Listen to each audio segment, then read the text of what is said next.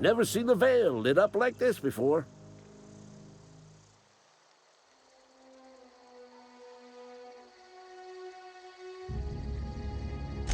I told Silas I'd pay my dues if he agreed to join the resistance.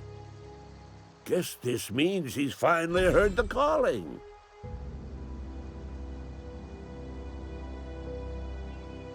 Mechanical repellent! A stroke of inspiration from the law itself. Here, I've been saving up a couple bits for just such a project.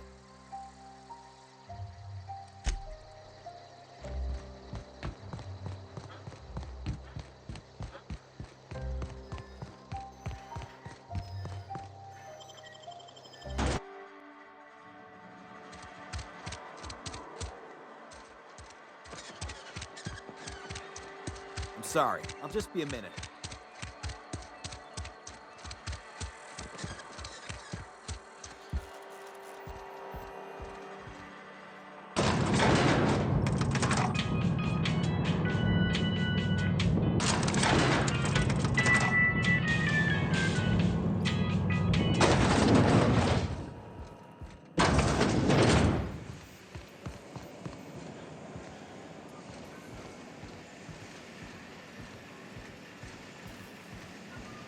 You the new worker? Whatever. Make it quick, Tenderfoot. I'm busy. Foreman Granger, mind those words don't come out of your mouth unless preceded by yes or right away or thank you. Shit. Silas still on about that. Here, take the fees. I'd appreciate it if you didn't tell Reed I was late on my payment. Because they're not my fees and not my gravesite. Guy I worked with shot himself. I paid the bill.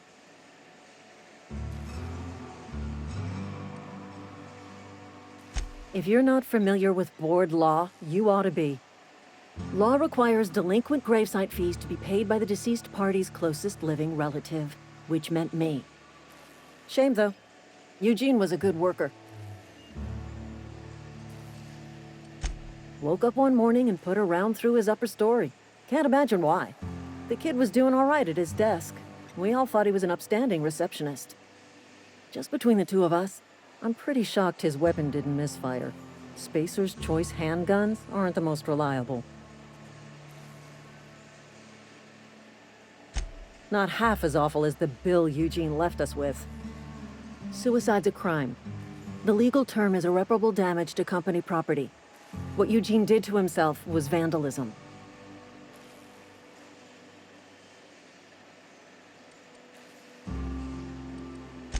I'm plenty serious. In fact, I'm a little upset Eugene didn't think things through. In other words, Edgewater would have been penalized pretty hard. Whatever Eugene was worth as an asset, we would have had to pay out of pocket to Spacer's Choice.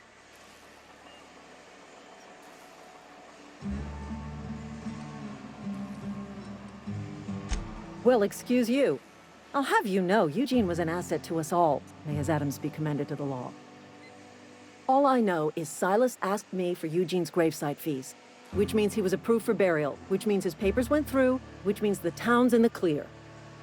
I'm just glad to put this whole ugly affair behind me. Eugene can rest his bones in peace, and the rest of us can get on with our own lives.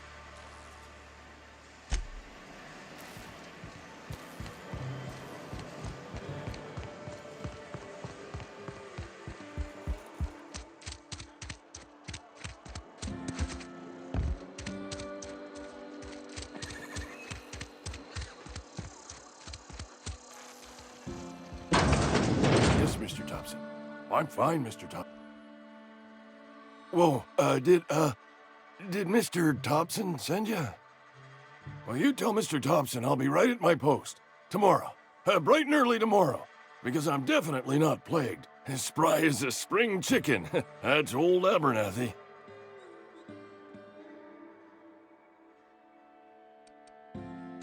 You some sort of wandering alienist? Walking into a man's own domicile, pestering him about his mental state?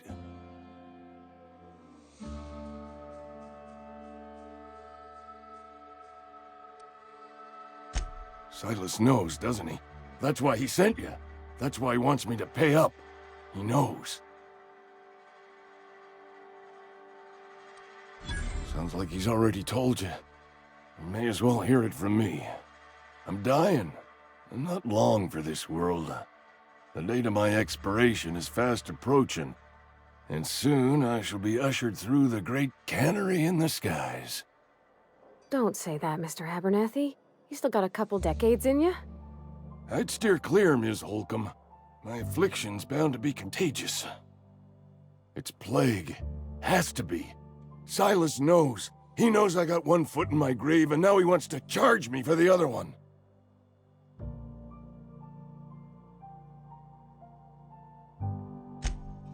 You are? Oh, wow. First time anyone's ever told me that. I'll pay your fees. I don't want any trouble from Silas. But if you could see a way to freelancing for me, I could really use the help.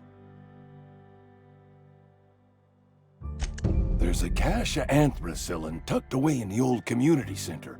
Powerful stuff. Stronger than what we got, anyway. I need you to break in, nab that medicine, and bring it back to me. You oblige me with your haste. I think I feel the plague spreading. Oh, Law, it's in my spleen now. I can feel it.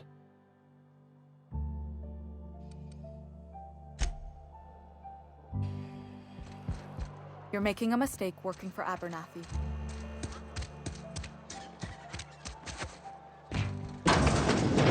Oh, I cut my own hair. Please don't touch anything. Your hands are probably crawling with germs. Physical hygiene recapitulates moral hygiene. Cleanliness is next to lawfulness.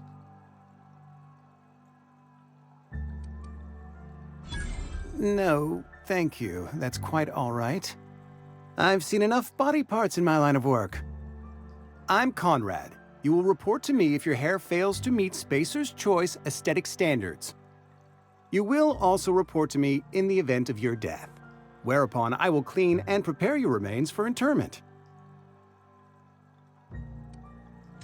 Burial, in the unfortunate event of a fatality. It's what a barber does. We make you presentable. Go ahead. Edgewater has been good to me. I consider myself privileged to work here. I am never wanting for work, not since the plague started. The plague's come at us with a vengeance this year. Lost 6 workers in as many months. I wouldn't call them good workers, mind you. If they were any good, they'd have been treated. Still, it is a shame.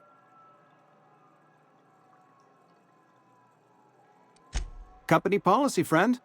We don't have enough medicine to treat all of us, so we treat the best among us. Mr. Thompson's brainchild. Have you met him yet? Thoughtful-looking fellow, stares out of his office most hours. Ah, Gravesite fees. Silas and I had talked about this at length. I thought I'd made it clear my pecuniary situation precludes the necessary restitutions. As broke as pie crust, friend. Bitless, indigent, destitute. I simply cannot afford it. I am a blemish on the prosperity of our fair settlement. When I expire, I expect Silas to toss my body into a ditch.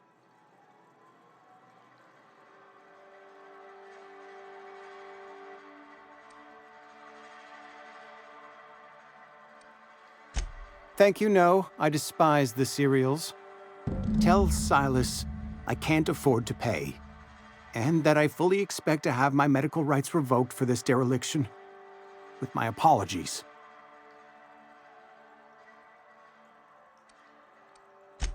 Some time ago, I fell ill with the plague. By the grace of the law, and through my own hard work, I'd proven worthy of treatment. Frankly, I don't imagine I'll earn that right a second time. The barber work hasn't been profitable, you see. I've had to keep this old place running with my own savings. Not a bad idea. But I'd need some kind of collateral. My pair of lucky clippers. No, that won't do. Your idea intrigues me, but I'm afraid I don't have anything to give Silas. I'm open to suggestions.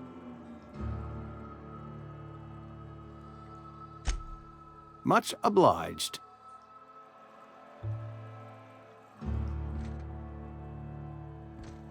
What can I do for you?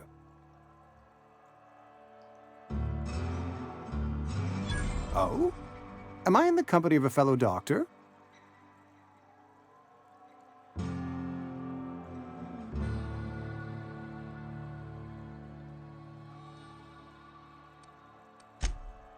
I am a Spacer's Choice certified surgeon, and if you must know, I can stitch a severed thumb with a 58% chance of avoiding gangrene.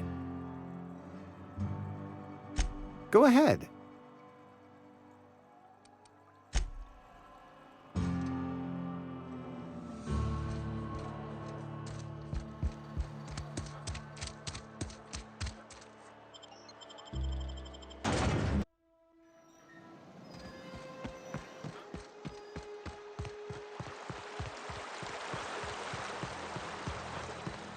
Hey, Miss Parvati.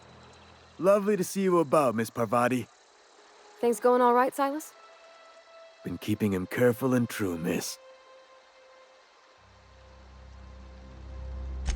Best to ask her yourself.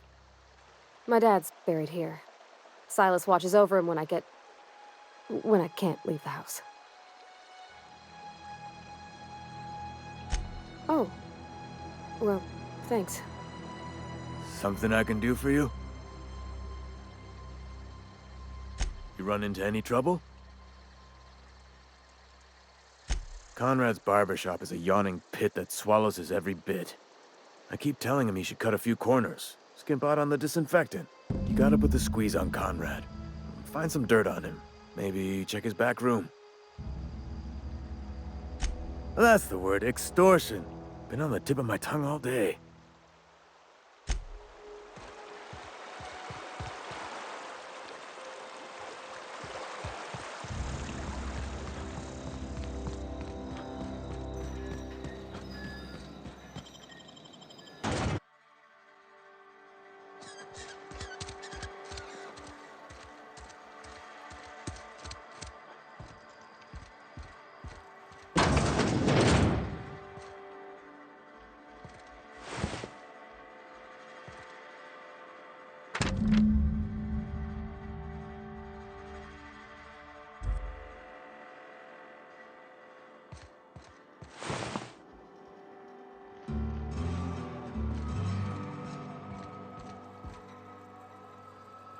What can I do for you?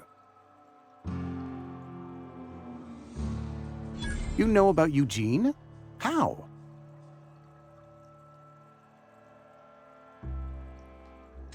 Then, you know Phyllis suggested selling off Eugene's gold teeth.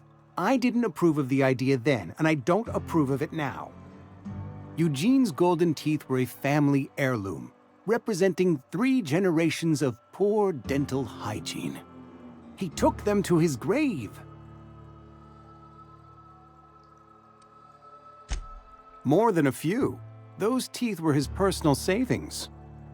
I can't ask Silas to dig up a man's body and pry a few teeth loose from his jaw just to pay my bills. Can I? Are you asking rhetorically? Because if you're being serious... Ugh, gross. Desperate measures, Miss Holcomb. Desperate measures. I'm going to have to ask Silas to dig up those teeth. It's the only way I'm paying my gravesite fees.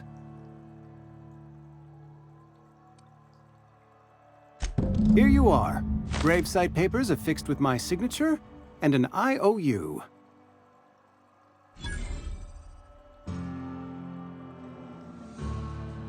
Eugene was not a suicide.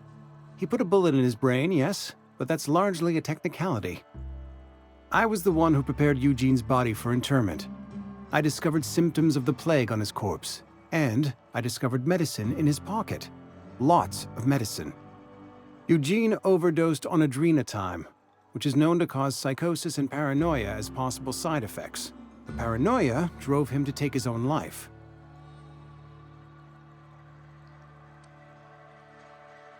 We can all thank our lucky stars that young Eugene was hopped up on medication and suffered its predictable side effect. I included it all in my official report. I'd like to think I saved Edgewater a great deal of money. We never could have paid the fines associated with a suicide.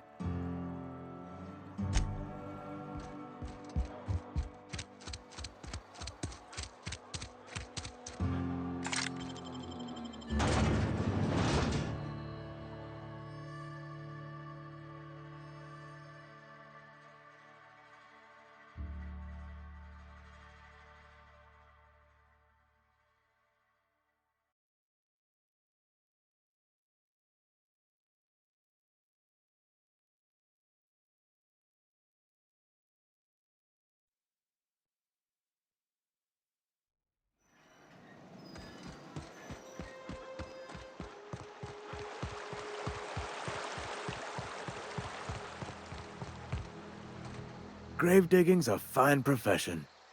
Always work to be had, and nary a word of complaint out of your clients. Yeah? What about him?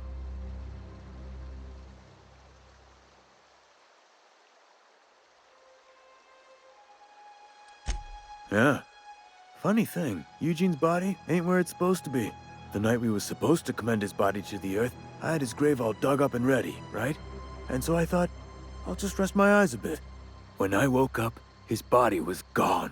Spirited away, vanished.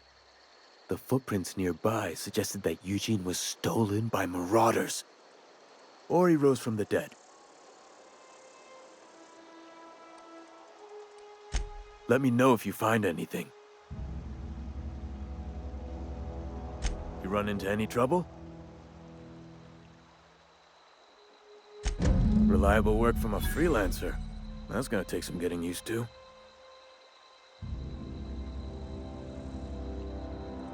And I'll buy you a drink sometime. Oh, suppose you've earned it. One good turn deserves another.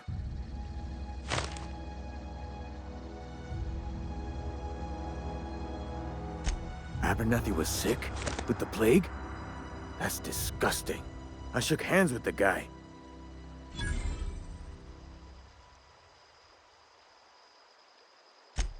What?